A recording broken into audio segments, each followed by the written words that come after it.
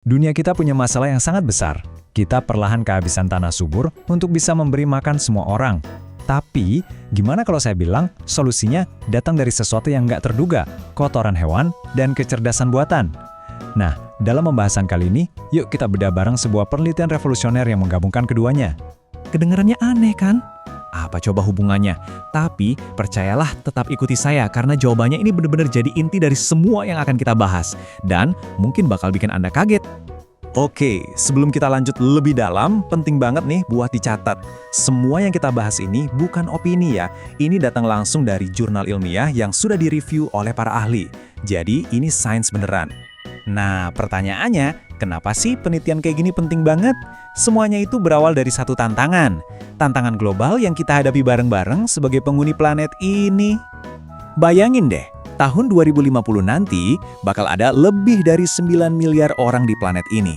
Itu banyak banget. Artinya, kita harus produksi makanan jauh lebih banyak. Masalahnya, tanah kita makin lama makin gak subur. Salah satunya, ya karena perubahan iklim. Nah, ini dia masalah besarnya. Tapi, di tengah masalah besar ini ada secerca harapan. Para ilmuwan nemuin solusi yang luar biasa ampuh. Dan lucunya, solusinya ini datang dari sesuatu yang kelihatannya sepele banget. Perkenalkan, biochar. Coba deh, bayangin biochar ini kayak spons super buat tanah. Atau mungkin hotel mewah buat mikroba-mikroba baik. Kenapa? Soalnya pori-porinya itu bisa nahan air sama nutrisi, jadi tanaman gak gampang kehausan atau kelaparan. Terus gimana cara bikinnya? Gampang kok, prosesnya namanya pirolisis. Anggap aja kayak kita manggang sesuatu tapi di dalam oven yang hampir nggak ada oksigennya. Nah, yang bikin penelitian ini super unik, mereka nggak pakai sisa tanaman biasa. Mereka pakai kotoran marmut. Yap, Anda nggak salah dengar, kotoran marmut dari pegunungan Andes. Oke, gambar ini kelihatannya teknis banget ya, tapi intinya simple. Di sebelah kiri, kita lihat kotoran marmut yang biasanya cuma jadi sampah, dimasukin ke oven khusus itu, oven pirolisis, hasilnya biochar. Nah, biochar inilah yang ditebar ke tanah buat bikin tanaman tumbuh lebih subur dan sehat. Ini keren banget kan? Konsep ini namanya ekonomi sirkular, sampah jadi harta karun. Jadi, apa sih yang bikin biochar ini hebat banget? Singkatnya, dia itu kayak paket komplit buat tanah. Bikin tanah jadi gembur, jadi bisa napas.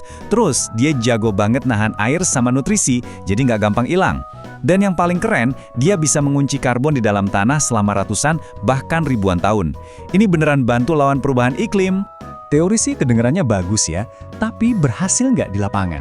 Nah, untuk itu, kita harus terbang ke lokasi penelitiannya, jauh di dataran tinggi Peru. Coba bayangkan bertani di ketinggian 3.250 meter di atas laut. Udaranya tipis, cuacanya ekstrim, susah banget pastinya. Justru karena itulah penelitian ini jadi makin keren. Kalau biochar bisa berhasil di tempat sesulit ini, bayangin potensinya di tempat lain kan? Oke, jadi gimana cara mereka ngujinya? Simpel aja. Mereka nanam 3 sayuran yang kita kenal, chard, bayam, sama kubis. Terus lahan tanamnya dibagi-bagi. Ada yang nggak dikasih biochar sama sekali, ini jadi kontrolnya.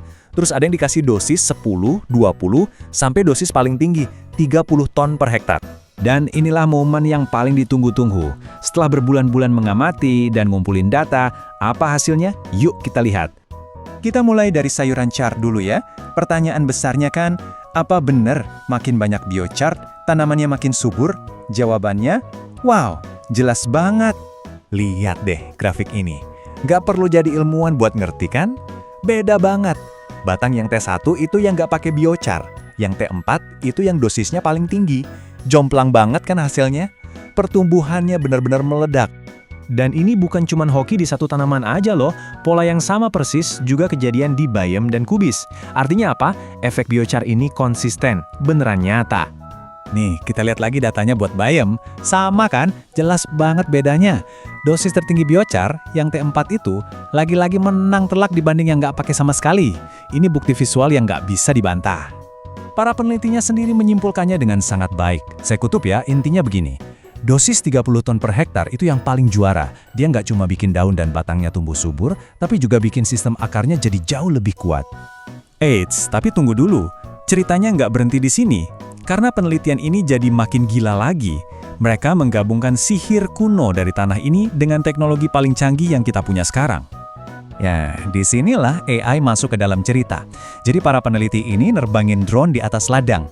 Drone-nya ini punya kamera super canggih yang bisa melihat kesehatan tanaman, sesuatu yang nggak bisa kita lihat dengan mata telanjang. Terus semua data gambar dari drone ini dikasih makan ke AI buat diajarin cara memprediksi hasil panen. Dan hasilnya, lihat deh tabel ini. Angka R² ini gampangnya adalah nilai akurasi. Angka 1 itu artinya sempurna. Jadi kalau skornya 0,94, 0,92, itu tinggi banget. Kayak dapat nilai 94 atau 92 pas ujian. Artinya, AI ini bisa nebak hasil panen dengan sangat-sangat akurat. Cuma dari foto drone aja. Keren banget kan? Terus, apa gunanya ini semua? Ini adalah gerbang menuju pertanian presisi. Bayangin petani bisa tahu, oh petak yang di pojok sana kayaknya kurang air. Atau tanaman di baris ini butuh lebih banyak pupuk. Semua itu bisa diketahui sejak dini, bahkan sebelum masalahnya kelihatan. Jadi mereka bisa bertindak lebih cepat, panen lebih banyak, tapi dengan sumber daya yang lebih hemat. Efisien banget. Dan ini membawa kita ke pertanyaan terakhir. Mungkinkah dengan menggabungkan kearifan kuno dari tanah, sesuatu yang sesederhana biochar, dengan kekuatan modern dari kecerdasan buatan, kita sebenarnya sudah menemukan kunci untuk memberi makan dunia di masa depan? Kombinasi antara alam dan teknologi, sebuah pemikiran yang menarik untuk kita bawa pulang, bukan?